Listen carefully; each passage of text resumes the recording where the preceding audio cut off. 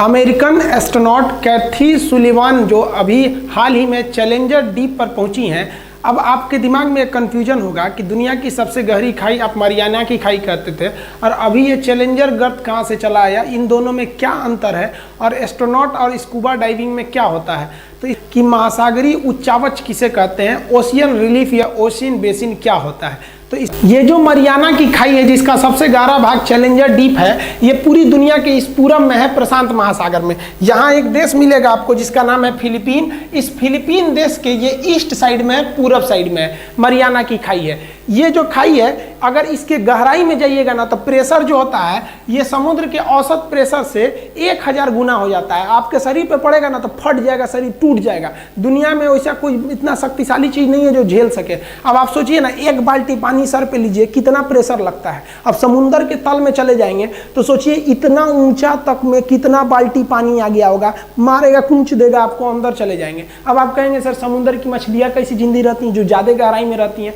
तो उनके शरीर का ब्लड प्रेशर इतना भयानक प्रेशर रहता है कि जो ऊपर से लगने वाला प्रेशर को उनके अंदर का ब्लड प्रेशर न्यूट्रल कर देता है। इसलिए गहराई से मछलियों को पकड़ के लाइएगा ऊपर ना तो उनका शरीर फट जाता है, क्योंकि अंदर के प्रेशर को क्या पता है कि सजुरा मछलियां बाहर निकल गई है, फाड़ देता है शरीर को। तो जब हम किसी मानव को गहराई में भेजते हैं तो उसको स्कूबा डाइविंग के थ्रू नहीं भेजते हैं, बल्कि उसको एक मशीन में बैठा कर भेजते हैं, और वो मशीन जो होती है पूरे प्रेशर को रोक लेती है, और अंदर का टेम्परेचर 1 से 4 डिग्री सेल्सियस रहता है। और वहाँ जो गहराई है वो मरियाना गर्त की 11 बता दिए आपको, 11,033 मीटर। अगर आप इसको फीट में गिनते हैं तो ये 36,000 फीट के आसपास में आता है। हम बिना किसी मशीन केवल ऑक्सीजन की सहायता से स्कूबा डाइविंग कर सकते हैं। ये स्कूबा डाइविंग ज़्यादा गहराई में नहीं किया जाता है। हमारा शरीर बिना किसी एक्सटर्नल मशीन के ही सहायता से 70 मीटर की गहराई पर उत्पन्न प्रेशर को झेल सकता है, लेकिन उससे नीचे की गहराई पर जाने पर हमें एक क्रू मॉड्यूल, एक कैप्सूल के थ्रू जाना पड़ता है जो सारा दबाव वो झेल सके। मरियाना ट्रेंच और चैलेंजर जो डीप है वहाँ तक आप ऐसे डायरेक्ट नहीं जा सकते हैं बिना किसी क्रू मॉड्यूल और बिना किसी कैप्सूल के मदद से।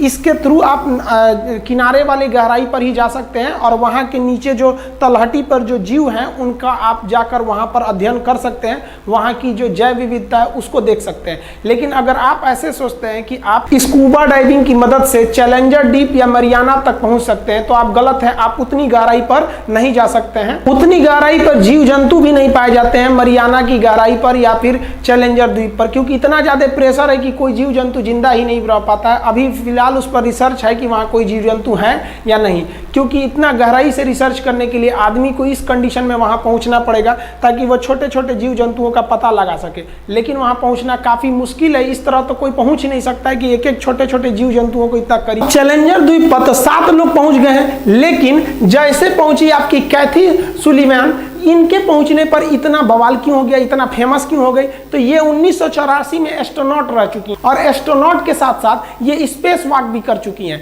अंतरिक्ष में जब चहलकदमी हवा में ऐसे चला जाता है तो उसे स्पेस वॉक कहते हैं। और साथ ही ये 7 जून को सबसे गहरी खाई में प्रवेश कर गई। इस वजह से ये दोनों मुकाम हासिल करने वाली पहली व्यक्ति बनी है। हालांकि चैलेंजर की खाई में चाइना अपना एक ड्रोन भेजा था जिसका नाम था हैडू-1। ये ड्रोन वहां तक गया था। मानव जो है अभी जैसे ये डबल सक्सेस है इसलिए फेमस है। आप वीडियो में समझेंगे कि कैसे अंतरिक्ष यान में बैठा व्यक्ति महसूस करता है और वह अंतरिक्ष यान से बाहर निकलकर कैसे स्पेस वॉक करता है। ये अंतरिक्ष स्टेशन है, यहाँ पर ही लोग जाके अंतरिक्ष में अपने यान को लगा कर रहते हैं। आप देखें ये सुनीता विलियम्स, आप अंतरिक्ष में जाएंगे तो ग्रेविटी एकदम जीरो हो जाती है। आपका पैर जमीन से आराम से उठ सकता है, आपको कोई मेहनत नहीं करना पड़ेगा, आप ऐसे ही लटक सकते हैं अंतरिक्ष में, क्योंकि वहाँ ग्रेविटी नहीं होती है। अंतरिक्ष में आपका अगर किसी पानी को गिराएंगे तो वो पानी नीचे नहीं गिरेगा बल्कि वो ऊपर तैरने लगेगा, क्योंकि ग्रेविटी के अभाव में। आप देखेंगे यहाँ पानी का जो बुलबुला है वो पानी का बुलबुला नीचे नहीं गिरेगा बल्कि ये पानी का बुलबुला ऐसे तैरते रह जाएगा वहाँ पर, क्योंकि ग्रेविटी वहाँ पे बहुत कम होती है। तो ऐसे अंतरिक्ष में जब कोई अंतरिक्ष यात्री अपने अंतरिक्ष यान से बाहर निकल के चलता है तो उसे हम लोग कहते हैं स्पेस वॉक। जब भी कोई एस्ट्रोनॉट अपने स्पेसशिप से बाहर आता है तो वो अपने को एक हुक से बांध लेता है, वरना देखिए यहाँ एक स्पेस से एक सामान गिर गया है, वो अंतरिक्ष में ही रह जाएगा। आपको नीचे पृथ्वी दिखाई देगी और जो यहाँ पर स्पेस क्राफ्ट में गए हुए एस्ट्रोनॉट हैं वो जिद्दोजहद करते हैं अपने आप को, क्योंकि वहाँ ग्रेविटी रहती नहीं, उनका शरीर पूरा हवा में तैर रहा होता है, तो ये अपने आप को एक हुक से बांध लेते हैं, तभी ये निकलते हैं अपने स्पेसशिप से बाहर। नहीं तो ये वहीं का वहीं छूटले रह जाएंगे, फिर इनको लाएगा कौन? त्रिशंकु की तरह लटक जाएंगे ये अंतरिक्ष में। तो ये स्पेस वॉक के नाम से जाना जाता है। लेकिन अगर कोई यात्री केवल अंतरिक्ष में बैठा और चला गया तो उन्हें अंतरिक्ष यात्री कहेंगे, वो स्पेस वॉक नहीं किया था।